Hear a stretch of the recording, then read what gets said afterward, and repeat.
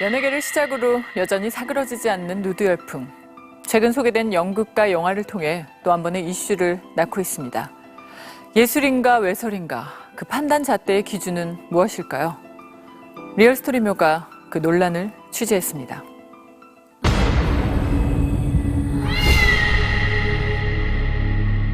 노출의 금기가 깨진다. 벗기 열풍에 휩싸인 대한민국. 스토리를 붙인 러브씬을 하는데 옷을 입고 어떻게 러브 장면을 찍을 수 있어요? 제작사가 노이즈 마케팅이라든지 저는 진실로 표현하기 위해서 있는 그대로를 보여주는 거예요. 눈앞에서 펼쳐지는 100% 전라 노출.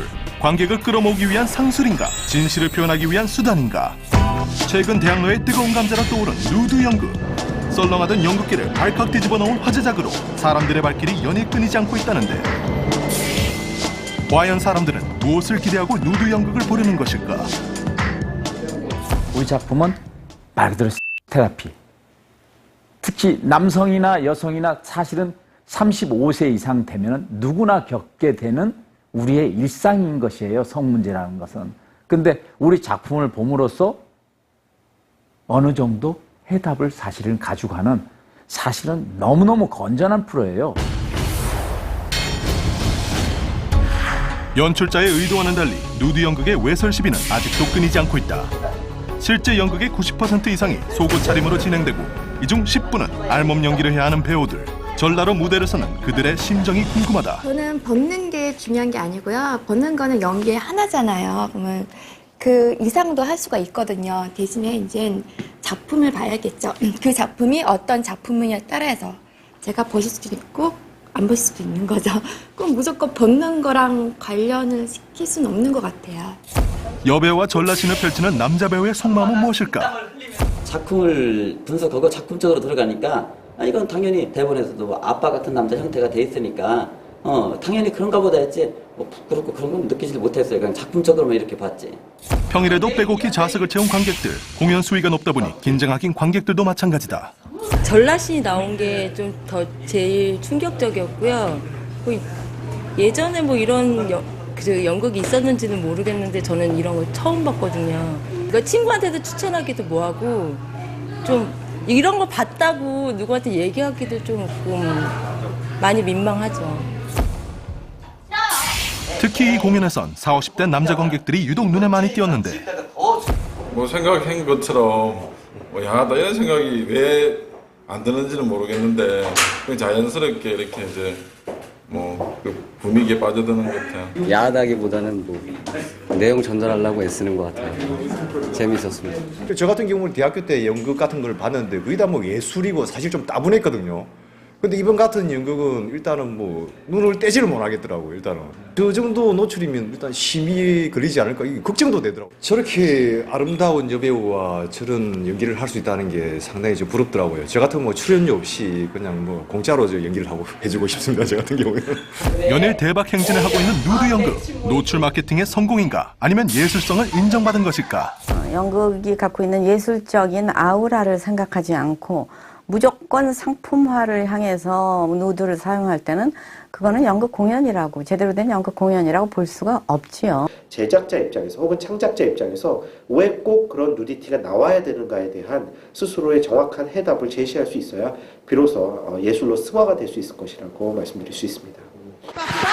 칸 영화제에서 심사위원상을 수상한 영화 박쥐.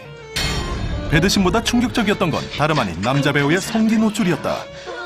한국 영화에서 남자 배우가 이게 그런 노출을 하는 영화가 특히 주연 배우가 그렇게 전면 노출하는 영화가 아마 처음이다 보니까 아마 관객분들이나 또 보신 분들이 좀 어떻게 보면 좀 충격적으로 받아들이는 부분이 있다고 생각이 드는데 다시 한번 말씀드리겠지만 저는 그 장면에서 가장 강렬하고 정확한 표현이라고 생각했고요. 그래서 감독님이나 제가 전혀 이의가 없었고. 이 역시 외설 논란은 피할 수는 없었는데 하지만 논란 속에서도 무난히 심의에 통과했다. 박쥐 같은 영화도 뭐 아무래도 그런 성기 노출 장면들이 굉장히 한국 영화로서는 이례적이고 파격적인 상황이었지만 영등이 측에서는 박찬욱 감독이 어떤 예술적인 측면들을 고려해서 그쪽에서는 조금 심의를 더 수월하게 통과시켜줬던 측면들이 분명히 있었죠. 최근 외설 시비 도마에 오른 또 다른 영화. 남자배우의 전라 노출에도 불구하고 무삭제 개봉을 감행했는데 사람들의 반응도 뜨겁다. 관객이 얼마 정도 다른 영화에 비해서 많은 건가요? 2배 정도 계속 나와요. 첫날 매진됐었어요? 네, 200석 정도. 파격을 넘어 충격으로 다가온 영화. 과연 관객들은 이 영화를 어떻게 봤을까? 다른 것들이 더 포커스가 더 맞춰져 있다 해야 되나? 그래갖고 성기 노출에 대한 거는 별로 의미가 없었다고 생각해요. 그래서 생각보다 조금 노출신이 좀 있었던 것 같아요. 거북했다기보다 좀 익숙하지 않았던 것 같아요. 그렇게 이해가 쉽게 되거나 그러진 않았어요. 기대했던 거에 비해서는. 네, 그리고 그 장면은 꼭 필요했었던 장면이지 않았나 싶습니다. 저는. 네, 자연스럽게 이렇게 노출을 해서 뭐 이렇게 불필요하진 않았다고 생각합니다. 관객들이 봤을 때 그 어떤 저속하다고 느끼지 않고 좀 뭐랄까 그 표현의 한 부분이라고 이렇게 생각할 수 있다면, 받아들일 수 있다면, 그럴 수 있다면은 예술의 한 부분이라고 생각을 합니다. 그렇다면 이 영화는 예술로 인정받을 수 있는 것일까? 또 이제 영화에서도 노출이라는 의미는 어떤 인간의 기본적인 어떤 뭐 성에 대한 얘기들을 할 때 자연스럽게 오히려 드러내는 것이 더 자기적이지 않고 인위적이지 않다. 뭐 예를 들어 침대씬을 하는데 어떻게 보면 뭐 더 가리는 것이 어떤 더 그 영화를 표현하는데 자기적이 되는 것일 수 있다. 이런 이제 생각들이 늘어나면서 대중들도 또 그만큼 용인을 하게 되는 것이죠.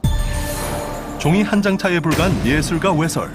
이를 어떻게 받아들이냐에 따라 우리 문화의 자양분이 될 수도 혹은 저급한 문화로 타락할 수도 있다는 것이다.